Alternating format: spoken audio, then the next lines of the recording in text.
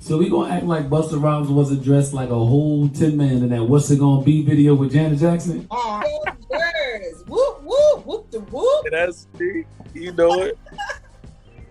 What, I was looking at your Instagram. What college did you attend?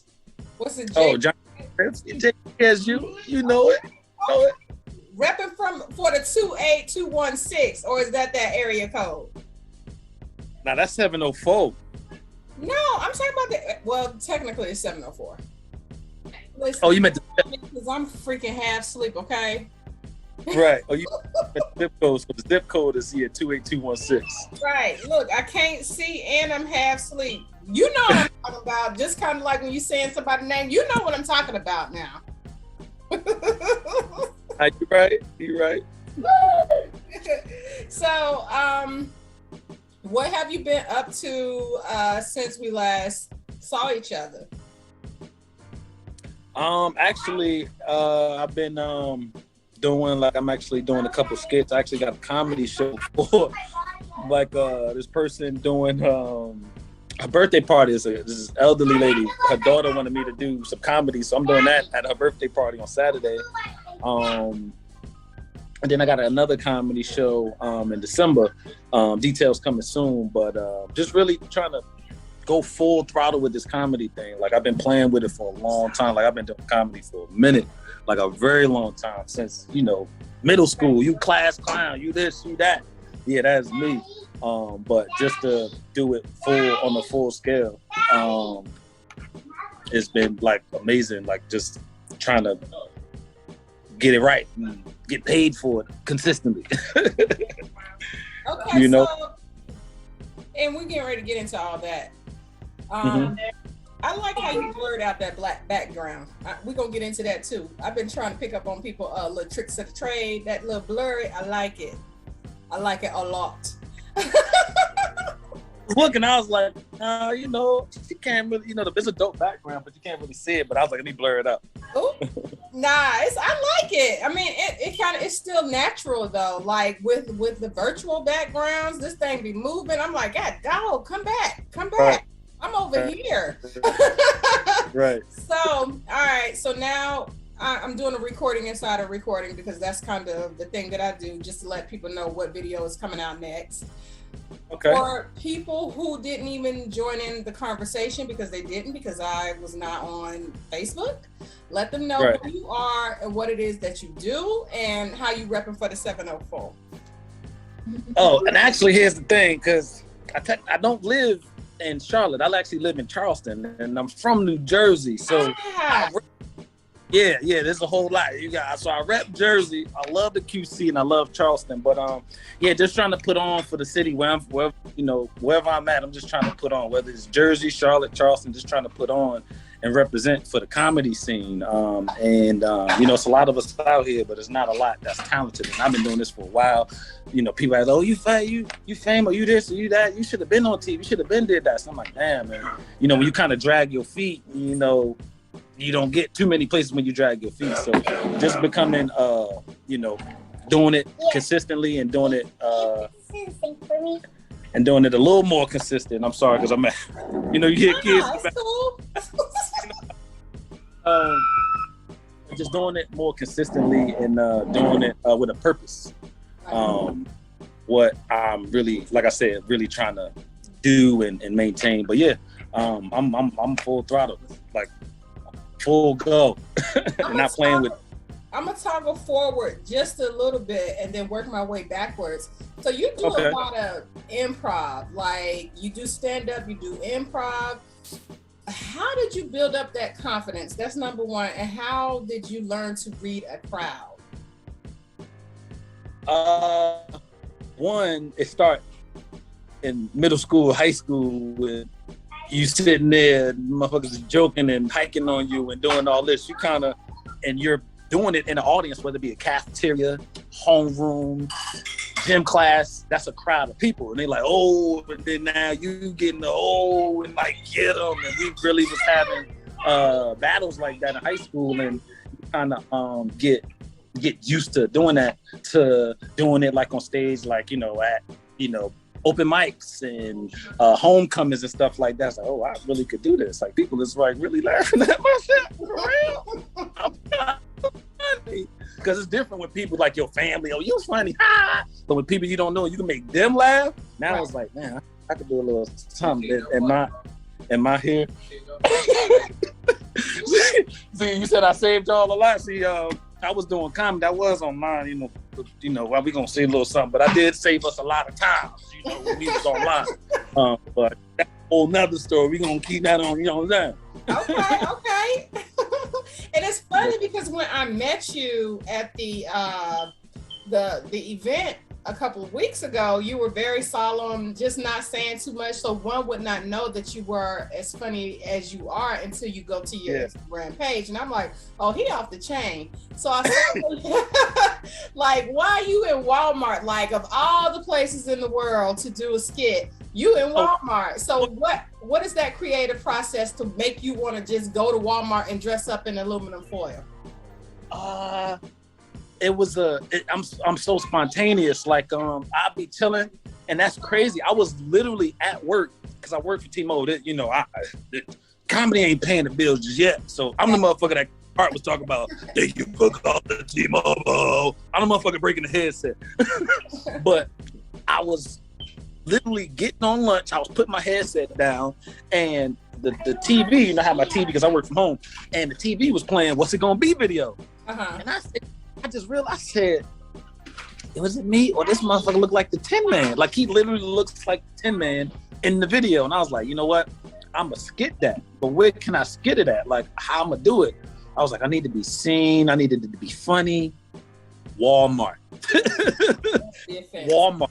People going there busted anyway. So, and when I was walking in from like the whole thing, when I was actually walking into Walmart, people was looking like, I saw him. Well, right? And not just in the video, but just the like I had like people like in the parking lot, like so I was like, what's going on? But yeah, man, I don't know. And don't get me wrong, I was nervous. Like it might not seem like that, just like when you're about to get on stage and do comedy. Right. I'd be nervous up until the first joke. Just like when I used to play basketball. I'd be nervous up until the first shot or the first jump ball. Once you get on that field, once you get on that stage, it's over, man. And everything just, now it's like, man, I really made these people laugh. Like, wow, that's what I'm here for. Like, people pay to see you laugh and you got to make them laugh. Like, it don't hit you till it hits you, if that makes sense. Nah, it makes perfect sense. So you did the Comedy Zone, and you also did the Apollo. What was that like? Like, how were you afforded the opportunity to do Apollo of all places? Well, they actually came to Charlotte for CIAA, and they had like the whole like Apollo. They had band and everything like that, and they had auditions at Johnson C. Smith University. I was already there. Right. The first thing I could do, the worst thing I could do was not make it. So, and I was the only person that made it as a comedian. People was singing, people was dancing, and I'm like, damn, I'm the only comedian. Like, am I gonna make it? Right. People boo so quick, like boo, like I'm talking about quick, like, and I actually made it. I was like, wow. And then this when Tone X was on Power 98, and he was hosting this minute. Yeah, I've been doing comedy for a minute. When you hit me with the ooh, yeah. And he was hosting it. He was like, yo, come to the radio. I was like, I really did good. He was like, I got one of the loudest claps and all that. And I was like, man, this is a comedian. People were singing. People was doing like all this. A comedian to come out, make these people laugh. It was already a tough crowd. And they laughed and clapped. And Tone X, was like, hey, come up to the radio station. And and that's how I ended up doing the drops. While I acted like Cat Williams, acted like Jay-Z, Bernie Mac. People was thinking that people calling, that was me. That wasn't Jay-Z. That wasn't Bernie Mac. That wasn't Cat Williams. That was me calling in the radio station, Power 98. Wow. Charlotte's #1 hip hop and R&B station. That was Ayo Jerz. On those holiday drops. Matter of fact, they rerun them. I think they still running them every Thanksgiving, Christmas. Those is, if you hear Jay-Z, Cat Williams, Bernie Mac, any of those people, I think that's the only thing I did. I think I did Day Day or Mike Epps, but that's me. Wow. So you're like, you do voiceovers. So that's technically a voiceover. But I never knew who did those. Like, you just really didn't know. So that was you the entire time. So now we get the face. Okay. All right. You talented. You cool. Oh, no. Where was your antennas? Okay. Look, I can't even see. Like, we just had this discussion earlier. So my ears. Sitting there typing it up. I'm like, damn, I just black. And I'm sitting there trying to revert it. Then when I did the revert, everything deleted. I said, let me go ahead and hit undo. And I'm going to just go ahead and send it to her. And we both going to figure this shit out. Cause I'm like, yeah, I can't even see where they do that at. But, it's cool. We're going to figure it out. But and what it was, how black people do, I had my whole laptop in dark mode. Sneaking. So, but I appreciate that you sent it, because that just goes to show how serious you take in your craft. Like, you're supposed to have a biography or if you're a rapper or singer, electronic press kit. But at the same time, everybody doesn't know who you are. Just like I didn't know that you did that specific is it what do you call it? It was they call it drop. They call it drops. So like once they go to commercial break, they'll drop whatever drop. Right. Hey, thank you for calling. Tune in, Power 98, blah blah blah blah blah. It's your boy, Power 98, whatever. And then yeah. Wow. So has there ever been a moment where you bombed out as a comedian? What? Yeah, I bombed out my first time at John C. Smith University. Oh my gosh. And it wasn't that bad. Where did we go? I'm sorry, I just got a call. It wasn't that bad, but I forgot my jokes because I was so nervous. Mm-hmm. And a couple of my friends psyched me out because they was like, hey, this is Johnson C. Smith University. Hold on, let me go back to my screen recorder, because I was screen recording and somebody called me and just messed my whole flow up. Like, don't do that. Don't do that. Let me get back to it.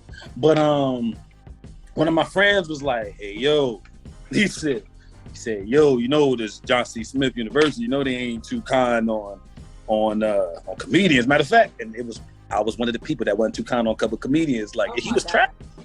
And I was getting on the comedian. It was like when I was actually at John C. Smith University as a student, I was getting on him. I had like this all red velour suit on. Like this one velour was probably had the Pele all red velour suit on. Pele, okay.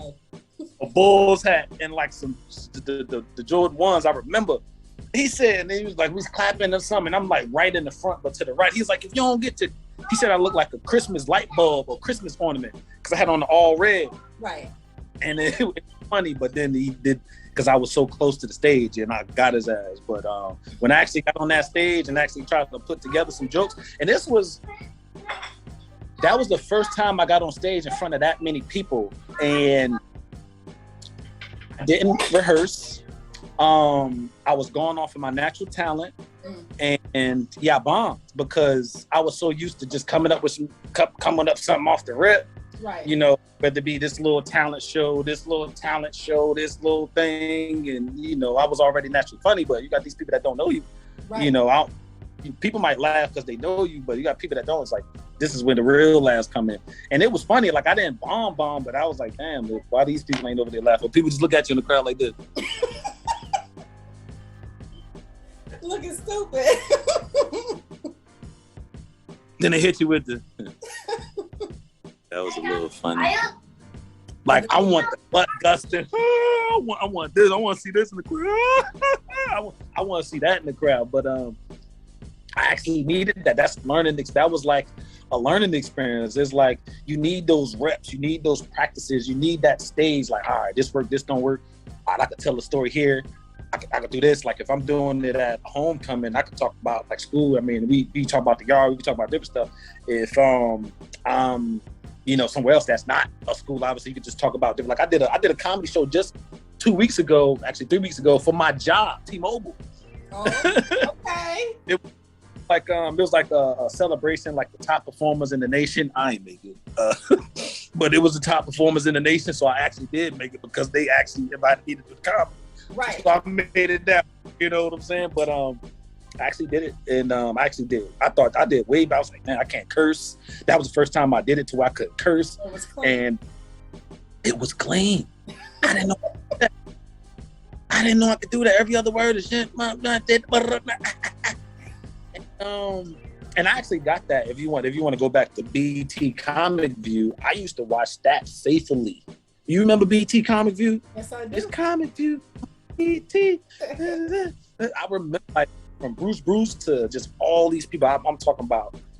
I've always watched comedy shows, whether it be Eddie Murphy Raw, like just throwback, Kings of Comedy. I remember I got in trouble for busting. We had the Friday cassette, like the VHS. It was in a plastic, brand new. I opened it up and actually watched that. It was a rated R movie. It was cursing and everything. And yeah, I thought it was funny. I was like, man, I want to do movies and stuff like that, because I really want to do like short films or short movies. That's why, like, if you see my skits, I tell a story, and then I do it kind of like Dave Chappelle. Like, everybody's doing it or do this skit, but that's my style. Like, I want to sit down, we're gonna talk about it, and then here's the presentation, and then sometimes it'd be quick, sometimes it'd be a whole production. Like, I don't know if you've seen the first 48 when that was a whole like production where we had the police or fake police and all that. I saw them, and I like I said, I do appreciate your artistry, because you bring more to it when it comes down to internet and entertainment.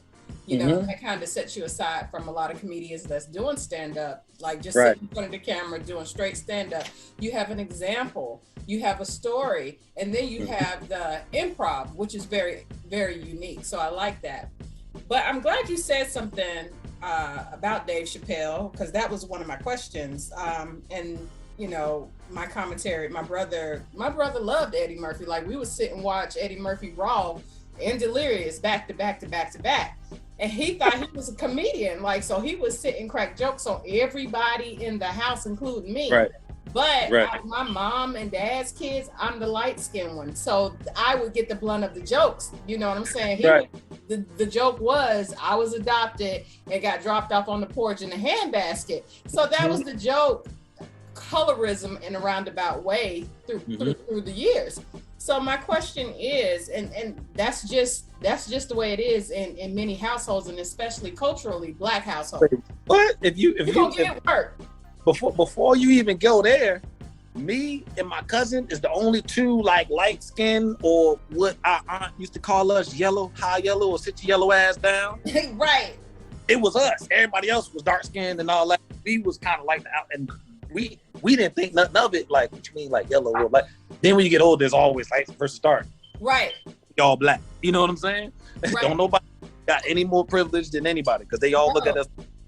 We're still family. Like, where they do that at? But the thing that the question is the controversy surrounding Dave Chappelle, and what are your thoughts dealing with that? Like, is there a safe way to be to do comedy, and should you put a filter on your craft? Well, to be honest, no. This is comedy. We're entertainers.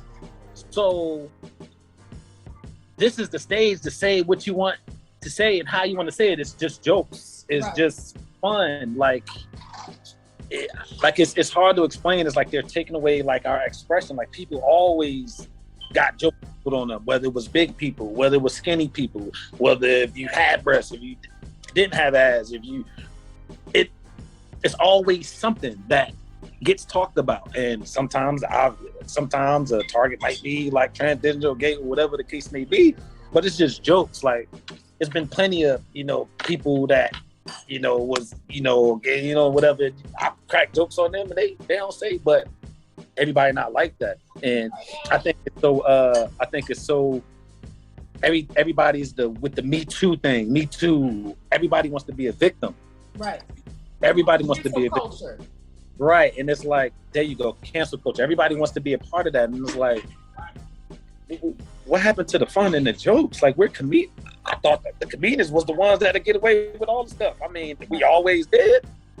And we just try to make people laugh, and we try to make light of certain situations, and people just that's the only thing. It's like, damn, dude, what can I say? But I ain't on Dave Chappelle level, not yet. Hopefully get there, but even still, like, what if I said something like that and I'm not on Dave Chappelle's level? You know, you might not, you know what I mean? So that's culture. That's just a touchy subject. And it's like, if you get in some shit and you don't have the money to pay the lawyers, if you not that name, you can't say I can't say some of the same shit. I might not say some of the same shit that Kevin Hart or Dave Chappelle could say, just because I don't have that fan base, that build up. You know, I might not have that, but I don't see anything wrong with what he said. Like, there's comedians that have always been the brunt of controversy. We always stirred the pot. We've always done that. Right. It's going to continue way before me and way after me. Right. Did you just hear what I said? I got dropped off on the doorstep in a handbasket. My brother had me questioning my whole life for half of my life. Okay. I'm like, well, is he my daddy? But that's just the way it is. Right. But it's and it also creates dialogue. So I think people have gotten away from the things, addressing the elephant in the room and making light of it. Right. You know what I'm saying? So it might be a joke, but it's still like, okay, well, let's just look at it this way, or in this perspective. So yeah, I'm like, well, you're a comedian. You just dressed up in tinfoil in Walmart. So you I mean right. Right. So and then I'm going to toggle backwards, like growing up. You mentioned quite a few of the greats, like the calibers. Right. You didn't say Red Fox, so. And, 37, so that was a little too, and yeah. So between let's say Eddie Murphy and Richard Pryor, who are your favorites growing up? Now Richard still should have been in there. Between them two? Between them two. Oh, Eddie Murphy. Eddie, what? Well, yeah, because Eddie Murphy was he had a different flair than Richard. But not only that, it's just that Eddie Murphy does impersonations. He's other people. He embodies me more because I can talk like it. If they want to be like in Mexico or something like that, I can talk like that, and they say it's nothing. I want to talk like a fucking Russian or something like that. If I want to talk like a fucking Russian, I can talk like a Russian. You want to talk like the Jamaican, me see it, my romp something up, you see it? So I can be these, if I could talk like these people, I could dress like these people, be these people, and actually embody these people. If I want to talk like Jay, you know, I could just move and you know, say, you ready, B? And then do that, you know. So he embodied, like Eddie Murphy does the clumps, and he did Nutty Professor. He did, you know, whether it be Martin Lawrence is another one of my favorites. He embodies different people. Jamie Foxx embodies different people. Those are the people I like. I like Day-Day, you know, but he don't embody people. Mike Epps is funny. Right. Mike Epps is funny. Kevin Hart, he's funny, but he's not like my favorites. You know, Eddie Murphy, Martin Lawrence, you know, people that could do serious roles, funny roles, serious roles, stuff like that. Like that's more me, because I could be a gangster, I could be funny and all that. And I just always wanted to embody them, you know, and imitate them, if that makes sense. You know what's so interesting is it was a joy to hear you go into so many different characters effortlessly. And then it brings me back to, damn, I remember hearing a lot of these people on Power 98, and those credits would have, if you would have gotten those specific credits, because just like, nobody knew who he was until like years later. So, or, you know, the public, the mainstream, knowing who specific individuals are, and that will jumpstart your career. That will take your career so much further. So I wish even then, you know, there was a face that went with the talent. But we're here now. You're right where you're supposed to be now. We're talking, so that's what's up. But it was a joy, because that just goes to show you act. You don't need to prep to jump into these roles, so you're good at acting as well. Right. So, and then self-taught on the piano. Let's get in, and don't know how to read sheet music. So the first thing that comes to mind is drumline. So let me tell you. So my grandmother, like I never met her or anything like that. Like she passed away like when my dad was like 12, obviously, so I wouldn't have never met my grandmother. But she played the piano, and it was always a piano. And once she passed away, got it out of storage, and then was at my aunt's house. And then once my aunt's house left, it basically eventually came to my house where I was at in East Orange, New Jersey, growing up in Jersey. And it was on the porch. We had like a porch, but it was an enclosed porch up north, kind of like the porch. And then you go into the house. Once you get into the porch, and it's enclosed, and then you go like into the house. So it was like outside on the porch, and I used to like play piano and I started do, re, mi, fa, sol, la, ti, do, to Mary Had a Little Lamb, to all right, let's try to see if I could hear something and try to play it. And I just started doing that. And they was like, man, you get that from your grandmother, because I just was naturally learning stuff on my own by like listening to it. And I was just like, man, and I didn't know I was like good at it till I was just like messing around, and I'm sitting here doing, and it's like, what's that? And I was like, I don't, that's not a song. I just was playing it. It wasn't nothing. And it was like, wow. I was like, oh, okay. But I lessons, and I'm actually going to start taking lessons so I can get my Jamie Foxx on. That way I could be, on stage, imagine playing a Jay-Z song on the piano, but talking like Jay-Z. Who does that? Right. Come on. You feel me? You do that. That's who does that. That's called investing stuff. Like I want to, read music, so I could do something melodic and freestyle and then do the voices and just constantly adding something to the table that you could bring to people to better yourself and set you apart from anybody else that could be performing. Right. So, and then it seems like you learned a lot. So what is the most valuable lesson you've learned as a creative? Like, it's a different artistry, jumping into this. I want to say preparation, going for it, not being afraid of the moment, and taking it serious, because I didn't say I wasn't taking it serious before, but it was like, all right, I may do a joke here, or I may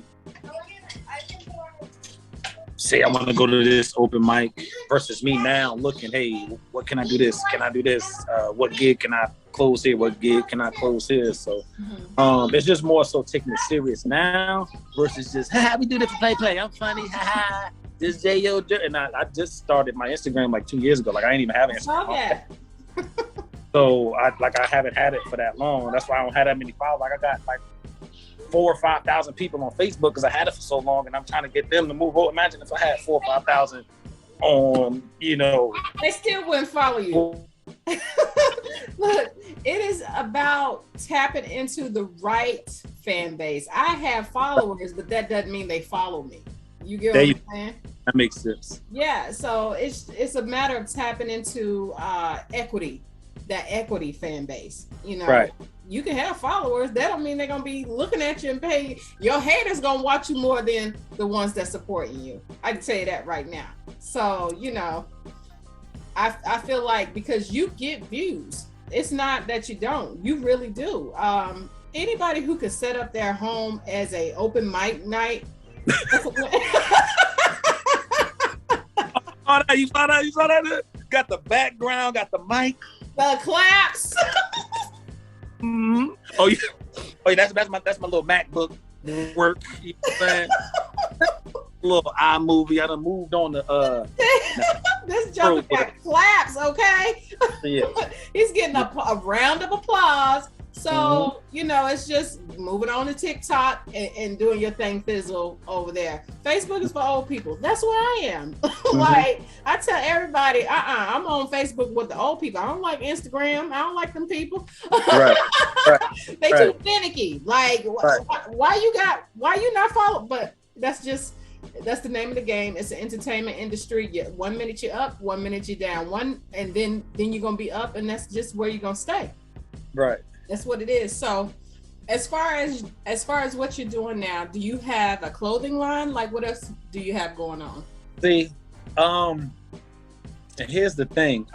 That's crazy that you asked that. I was thinking about doing like a clothes, like a Ayo type of Ayo. Like that's so simple. It's such a great phrase, like Ayo, like Right. That I can market that. So I'm actually working on that. I don't know how it's gonna look. I'm so particular. Like I have OCD. Like it's got to look good, and I work on stuff for like hours. Like I'm still right now working on where we have footage from the Comedy Zone, where we did the Comedy Zone, we did the 704, we did the radio station here, the 704 Culture.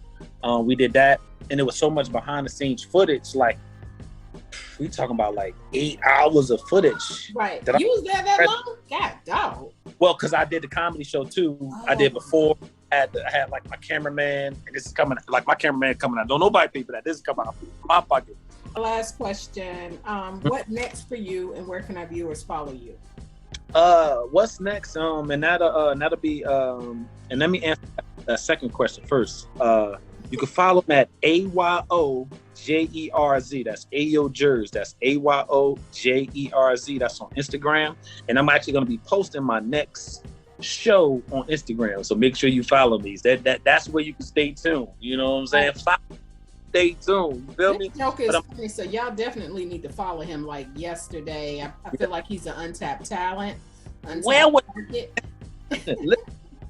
Yesterday's price is not today's price. I'm telling y'all that now. Yesterday's price is not today's price. That's the saying right now. Like, come on. It's the saying, but you know what? We got our content got to match what we saying too. And I feel like yours is where the money is, where the money resides. Listen, like Jay-Z said, and you only got to be right once. That's right. Only one person got to see what you need to see in this. That's right. Always saw this quote said, one day it's gonna look like it happened overnight, man. So I'm just gonna keep grinding, man, and keep doing what I need to do. Ayo Jerz, it's only entertainment. I love it. So thank you so much. Tell viewers where they can follow you again. AYOJERZ. That's Instagram. AYOJERZ. Ayo Jerz. It's only entertainment, baby. That laugh is cutting up, okay?